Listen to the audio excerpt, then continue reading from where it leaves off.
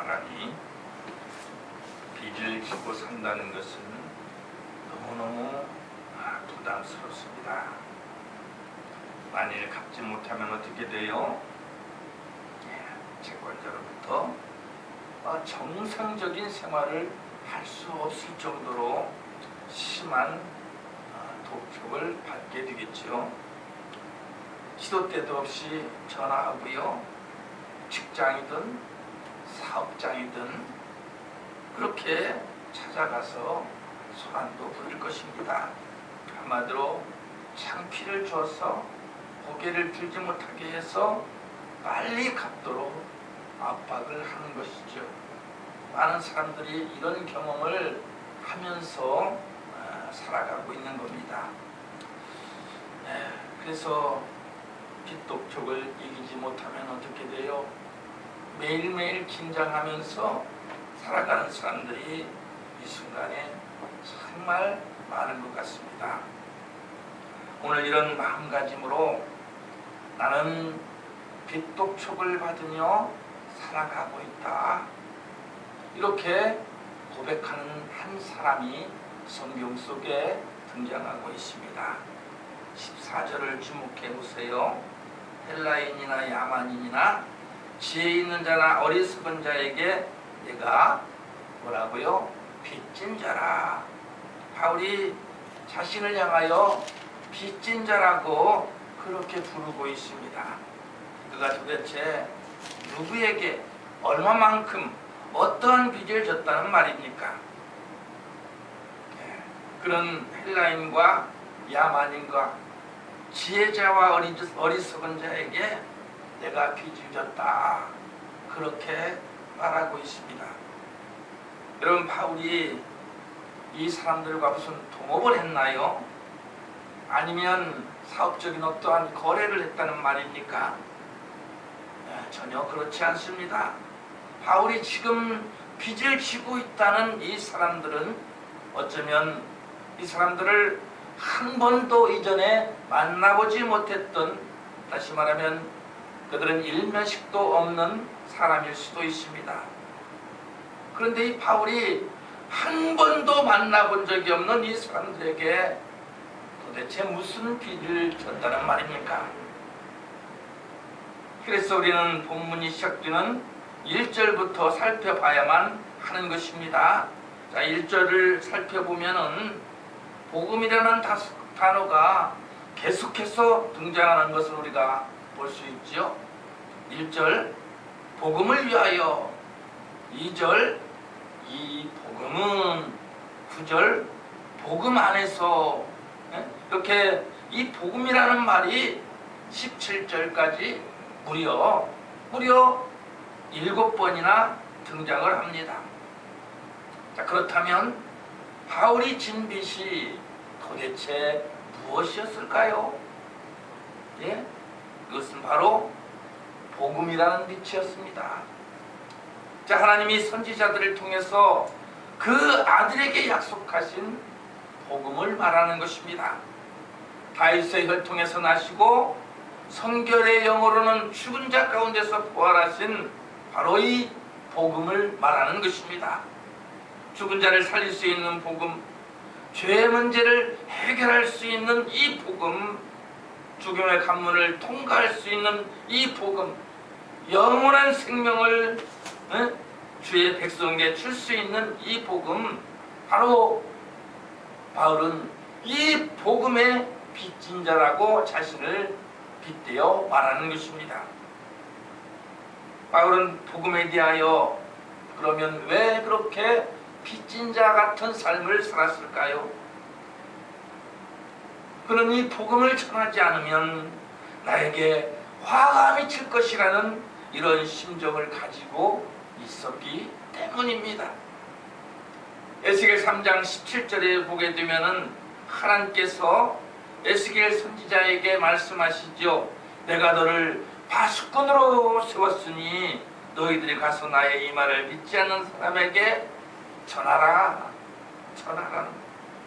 18절에 보시면 내가 악인에게 말하기를 너는 꼭 죽으리라 할 때에 내가 깨우치지 아니하거나 말로 악인에게 일러서 그 악한 길을 떠나 생명을 구하게 하지 아니하면 그 악인은 그의 죄악 중에 죽으려니와 내가 그의 핏값을 내 손에서 찾을 것이라고 말씀하고 있습니다. 하나님께서 이어서 말씀하십니다. 너희들이 가서 말씀을 전해서 그들이 깨우치면 그 사람들도 구원을 받게 되고 너도 상급을 받게 될 것이라고 말씀하시는 것입니다. 바울 사도는 이러한 사실을 깨달았던 것입니다. 내가 가서 복음을 전하지 않으면 그 사람들도 벌을 받지만 나도 동일하게 벌을 받을 것이라는 그런 강박관념이 그의 마음속에 가득히 차 있었던 것입니다. 때문에 그는 이렇게 복음의 빚진 자의 심정으로 저들에게 다가가기를 바랬던 것입니다. 뿐만 아니라 지금 바울 사도가 영적인 눈으로 저들을 바라보고 있습니다. 바라볼 때에 저들은 지금 심각한 상태에 놓여 있는 것을 그가 볼 수가 있었던 것입니다. 자, 그렇다면 오늘 바울은 어떤 자들에게 이렇게 빚진 자의 심정으로 복음을 전하고 있었을까요? 이 헬라인과 야만인과 그리고 지혜자와 그리고 지혜 없는 자들, 하지만 이 모든 자들이 예수를 믿지 않는 자들, 이들이 지금 어떻게 놓여 있습니까? 어떤 상태에? 18절을 보시겠습니다. 18절을 보시면은 이들이 지금 어떤 상태에 놓여 있는지를 바울이 지적하고 있습니다. 하나님의 진노가 불의로 진리를 막는 사람들의 모든 경건하지 않음과 불의에 대하여 하늘로부터 나타난다 했습니다. 지금 헬라인과 그리고 야만인들과 그리고 지혜자들과 그리고 지혜 없는 자들, 바울이 빚진 자의 심정으로 다가가기를 바라는 이 바울이 하나님의 진노 앞에 놓여 있다라고 그가 지금 보고 있는 것입니다. 하나님의 영원하신 능력이, 신성이 자연 만물을 통하여 다 보여지는 것입니다. 그런데도 저들은 하나님을 영화롭게 하지도 않았습니다. 살아가면서 감사도 하지 않았습니다. 스스로의 생각이 허망하여져 있었습니다. 마음이 심히 어두워져 있었던 거예요. 이런 저들의 하나님의 진노는 어떻게 된다라고요? 차곡차곡 쌓여가고 있는 것을 바울은 지금 영적인 눈으로 바라보고 있는 것입니다. 자, 그러면 구체적으로 하나님의 진노는 어떻게 쌓여갈까? 이것은 하나님의 진노가 쌓여가는 것은 믿는 자라고 다르지 않습니다. 자, 1장 24절을 주목하십시오. 그러므로 하나님께서 그들을 마음의 정욕대로 더러움에 내어버려 두사 그들의 몸을 서로 욕되게 하셨으니 내어버려 두사. 하나님이 내어버려 두신답니다. 26절, 이 때문에 하나님께서 그들을 뭐요? 부끄러운 욕심에 내버려 두사 곧 그들의 자들도 순리대로 쓸 것을 받고 영리로 쓰며, 계속해서 28절, 또한 그들의 마음에 하나님 두기를 싫어하며 하나님께서 그들을 그 다음에 뭐예요? 그 상실한 마음대로 내버려두사 합당하지 못한 일을 하게 하셨다 라고 말씀하십니다. 하나님께서 우리에게 가하시는 형벌 중에 가장 무서운 것, 가장 두려운 형벌을 무엇이라고 생각하십니까? 뭐 교통사고요? 아닙니다. 사업이 망하는 것이요? 어려운 일이 생기는 것이요? 이런 거 아닙니다. 하나님이 우리에게 내리시는 형벌 중에 가장 무서운 형벌은 무엇이냐? 바로 내어버려 두심이라는 형벌입니다. 그대로 그냥 지금 그 상태로 내가 하고 싶은 그대로 내버려 두는 것입니다. 내가 살고 싶은 대로, 내가 하나님 앞에 나오고 싶으면 나오고 나오기 싫으면 나오지 않고, 말씀을 보고 싶으면 보고 보지 않으면 보지 않는 대로, 하나님 앞에 감사하면 감사하는 대로, 그렇지 않으면 그렇지 않은 대로 그냥 내버려 두는 것입니다. 이것이 가장 큰 형벌인 것을 깨달아야 되는 것입니다. 오늘 성경을 보니까 죄를 범합니다. 엉뚱한 짓도 합니다. 죄를 거룩하고 복된 죄를 지키지도 않습니다. 자기 생각대로 해요. 정욕에 찌들어 살아갑니다. 그런데 말이죠, 참 이상한 것은 그렇게 살아도 아무 일도 일어나지가 않는 거예요. 오늘 행해도 아무 일도 없습니다. 내일 무엇을 한 건 해야지 하고 마음의 심중에 새겨도 아무 일도 일어나지 않습니다. 내가 하나님 없는 사람처럼 사는데도 그럼에도 불구하고 도무지 아무런 일도 일어나지 않는 거예요. 그래서 많은 사람들이 착각을 하잖아요. 괜찮네, 이렇게 해도 별일이 없네. 그래서 그러다 보니까 마음이 점점 완악해져 갑니다. 굳어간다는 얘기죠. 무감각한 자가 되어가는 것입니다. 그래서 그 다음에는 조금 더 배포가 생기고 조금 더 용기가 커져가지고서는 어떻게 돼요? 한 번 더 크게 한탕하자. 그래, 크게 한탕하고 손 씻지 뭐 이렇게 되는 것입니다. 자, 이런 일들을 사람들이 행하고 있는 거예요. 또 어떤 사람은 이렇게 착각을 합니다. 이것도 하나님의 축복인가 봐. 이런 착각을 하는 것입니다. 그런데 여러분, 그런 자리에서 하나님을 믿는 하나님의 자녀는 그 자리에서 바르게 서야 하는 것입니다. 바른 생각 가지고 정직한 마음으로 내가 땀을 흘린 만큼 수고의 대가가 있을 것이다. 그렇게 살다 보면 하나님께서 복 주실 것이다 라고 믿는 믿음으로 살아야 하는 것입니다. 바로 서서 이것이 하나님의 내어버려 주심은 아닌가, 우리가 돌아와야 되는 것입니다. 대충 살고 멍청망청 살고 신앙생활 제대로 하지 않고 하나님 앞에 감사치도 않는데, 하나님 말씀대로 따르지 않는데도 아무런 일이 안 일어나지 않으니까 내가 굳이 그렇게 할 필요가 있느냐. 그래서 오판하는 경우가 있다라 이 말입니다. 자, 그런데 이것이 가장 무서운 지점이다. 무서운 심판은 무엇이라고요? 가장 무서운 심판은 어떠한 형벌이 주어지는 것이 아니라 하나님의 무관심, 바로 내어버려 두심에 있다라는 사실입니다. 그것을 우리는 잊지 말아야 됩니다. 그런데 이 복음을 듣지 못한 자들, 다시 말하면 이들이 누굽니까? 오늘 성경이 지적하고 있는 헬라인과 야만인과 그리고 지혜자와 지혜 없는 자들, 이들이 하나님의 진노, 하나님의 내어버려 두심에 놓여있다 하는 것을 바울이 보았던 것입니다.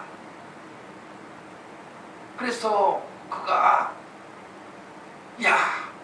이들을 이대로 내어버려 두면은 안 되겠구나. 어쩌지 저 불쌍한 인생들 어쩌지.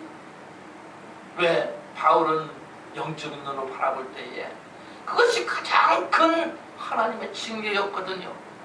그래서 그는 빚진 자의 심정으로 다가가서 예수 그리스도의 복음을 증거하려고 하는 것입니다.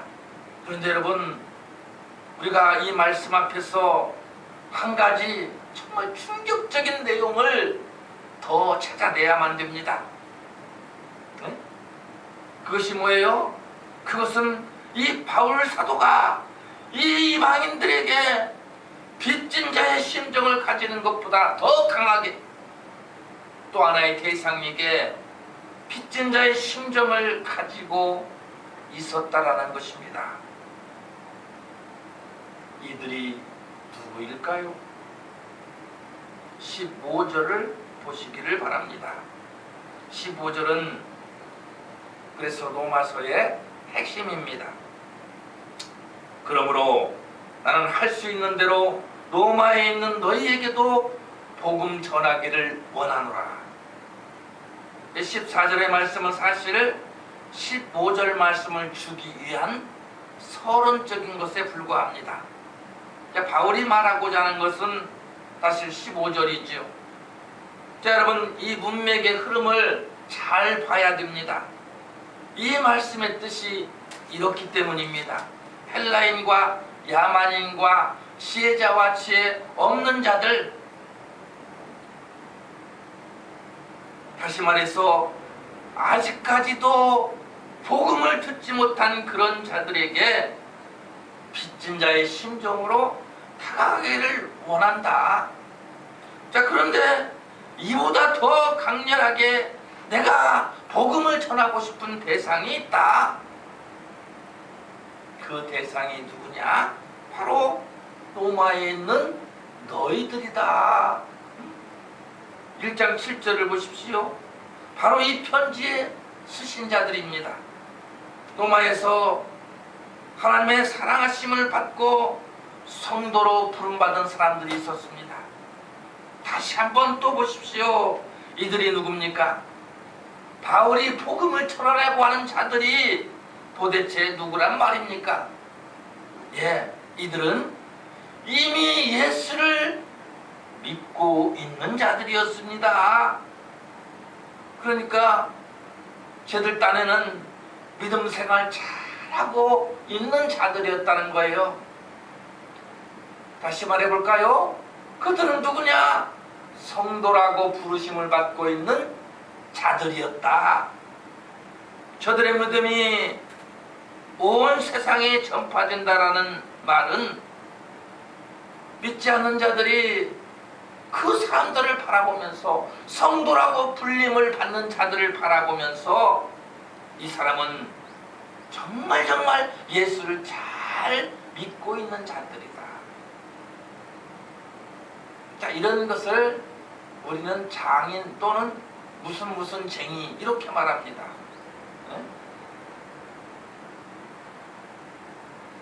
그런데 바울이 바로 이 사람들에게 복음을 전하려고 한다는 것입니다. 정말 충격적이지 않습니까? 아니, 예수 믿고 있다는데 그 사람에게 복음을 전한다니요. 바울은 사도로 부르심 받았을 때에 한 가지 원칙을 갖고 살았잖아요. 우리가 이 사실을 너무나 잘 알고 있잖아요. 그래서 우리가 이런 말씀을 자주 사용하기도 하잖아요. 인용해서. 그 원칙이 무엇이었어요? 로마서 15장 20절입니다. 내가 그리스도의 이름을 부르는 곳에는 절대로 복음을 전하지 않겠다. 이것이 바울의 대원칙 아니었습니까? 다시 말하면 지금 여기에 교회가 있는데 그 옆에는 내가 건축을 하지 않겠다. 예수 믿는 사람에게 다가가서 예수 믿으세요, 우리에게로 와야만이 구원을 받습니다, 이런 말 하지 않겠다. 그런데 이 원칙과 평소에 가지고 있던 이 소신을 깨버리고 그가 로마 교회의 성도들에게 다가가서, 그것도 이미 신앙생활을 벌써 20년 이상 해왔는데 그런 사람들에게 복음을 전하겠다는 말을 하고 있는 것입니다. 그러면 한 입 가지고 두 말하는 것이냐?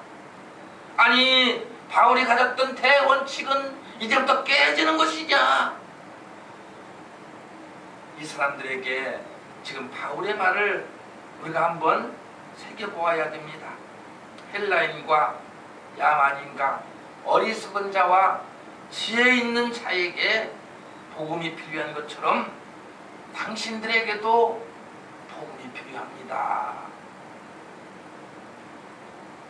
근데 그 간절함이 믿지 아니하는 자에게 복음을 전하려고 하는 것보다도 더욱더 간절하게 바울이 전하려고 한다는 것입니다. 그래서 다시 한번 1장 9절을 보시기 바랍니다. 그가 이렇게 말하는 거예요. 하나님이 나의 증인이 되시거니와, 나의 증인이 되시거니와. 이 말이 도대체 무슨 뜻입니까? 하나님 앞에서 나는 거짓말하지 않는다. 바로 이 말입니다. 하나님이 나의 하나의 보증수표다. 너희를 위해서 기도한다. 그 말입니다. 자, 그가 무슨 기도를 하고 있었을까요? 예, 그것을 10절 이하에서 발견할 수 있습니다. 11절을 보십니다.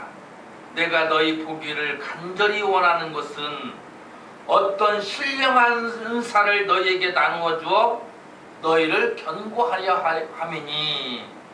13절 형제들아 내가 여러 번 너희에게 가고자 하는 것을 너희가 모르기를 원하지 아니하노니. 그리고 15절이 이어지는 것입니다. 그러므로 나는 할 수 있는 대로 로마에 있는 너에게도 복음 전하기를 원하노라. 지금 계속해서 바울이 강조하는 것이 있습니다. 무엇입니까? 내가 너희들에게 더욱 간절하게 가기를 원한다. 무슨 신령한 은사를 주기를 원한다. 그것이 무엇이냐? 바로 복음이다. 이렇게 말하고 있는 거예요. 지금 편지에 쓰신 자들은 어떤 대상이라고요? 잘 믿고 있는 자들이었다. 그런 사람에게 복음이 필요하다라고 바울이 말하고 있습니다. 그 이유가 무엇일까요? 정말 궁금하잖아요. 13절에 그 해답이 나타납니다. 13절 마지막 부분에 보시면은 너희 중에서도 다른 이방인 중에서와 같이 열매를 맺게 하려 함이로되, 열매를 맺게 하려 함이라고 말하고 있습니다. 오늘 로마교회 교인들에게는 정말 심각한 문제를 안고 있었습니다. 그것은 무엇이었느냐? 바로 열매 맺지 않는 것이었습니다. 그러면 이 열매는 성령의 열매일까요? 사랑의 열매일까요? 회개의 열매일까요? 아니요. 그들에게는 전도의 열매가 없었다는 것입니다. 이런 이들에게 바울은 충격적인 말을 하는 것입니다. 너희들 복음을 들어야 된다. 복음을 들어야 된다는 것은 믿지 않는 자와 같다라는 뜻입니다. 여러분, 우리가 예수 믿는 사람들, 신앙생활하는 사람을 우리는 두 부류로 나눌 수가 있지요. 하나는 바울과 같이 복음의 빚진 자로 사는 사람들입니다. 또 한 부류는 로마교회 성도들 같이 복음의 빚진 자로 감각이 전혀 없는 사람들입니다. 전혀 감각이 없습니다. 나만 신앙생활 잘하면 되었지. 나만 은혜 받고 나만 교회생활 잘하면 되었지. 이런 모습이 당시의 로마교회의 모습이었던 것입니다. 그렇다면 지금 저와 여러분의 신앙 상태는 어떤가? 지금 나는 빚진 자로서 바울과 같은 모습일까? 아니면 로마교회 사람들과 그런 모습일까? 성경은 오늘 우리도 동시에 빚진 자라고 지적하고 있는 것입니다. 로마서 8장 12절에 우리가 다 빚진 자라고 말씀하고 있습니다. 마태복음 18장 24절에 빚을 지되 1만 달란트 빚을 진 자다. 대단히 많은 빚을 우리가 지고 있는 것입니다. 1만 달란트 빚을 졌답니다. 빚진 자의 심정을 우리가 가져야 할 이유입니다. 그러면 어떻게 해야 될까요? 오늘 말씀대로 전도의 열매를 맺어야만 한다. 오늘 우리가 자랑하려고 하는 예수만큼 조금 속된 표현입니다마는 극최상품이 어디에 있습니까? 오늘 우리는 예수를 자랑해야죠. 왜냐하면 예수는 누구에게나 필요하기 때문입니다. 예수는 정말 귀한 보화이기 때문입니다. 예수만이 길이요 진리요 생명이 되시는 줄로 믿습니다. 이 예수 그리스도를 우리는 세일즈하는 세일즈맨으로서 나는 내 주변 사람들에게 한 번 접근했는가, 한두 번 접근했는가, 계속해서 접근했는가, 두 번, 세 번 접근했는가, 이렇게 생각해 보면서 뒤돌아봐야 한다는 것입니다. 우리가 한 사람을 놓고 끝까지 기도할 때에 하나님께서 그의 기도를 들으시고 응답하시며 그를 분명히 하나님의 진정한 자녀로 회복시켜 주실 것입니다. 우리가 지금까지 빚진 자의 심정이 우리에게 없었다고 할지라도 이제 이 말씀 들었으니까 이 시간 이후로는 빚진 자의 심정으로 돌아갈 수 있기를 바랍니다. 내 주변의 사람들을 영적인 눈으로 돌아볼 수 있기를 바랍니다. 바울처럼요. 그 속을 들여다보는 것입니다. 그가 정말 구원받아야 할 헬라인이요 야만이요 그리고 지혜 있는 자요 지혜 없는 자라 할 때에 그에게 복음을 전해야 할 줄로 믿습니다. 뿐만이 아닙니다. 우리가 예수 믿는 사람에게도 다시 한번 그 가슴 속에 예수 그리스도의 복음을 심어주기 위하여 우리가 발벗고 나아가야 하는 것입니다. 그리하여 그야말로 많은 사람들이 구원을 받아서 또 하나님께서 또 그 모습 보시며 기뻐하시면 그 모습을 보시고 기뻐 춤을 추는 그 놀라운 일들이 오늘 이 예배의 자료로부터 시작되어서 하나님께 극상품으로 칭찬받는 여러분이 될 수 있기를 바랍니다.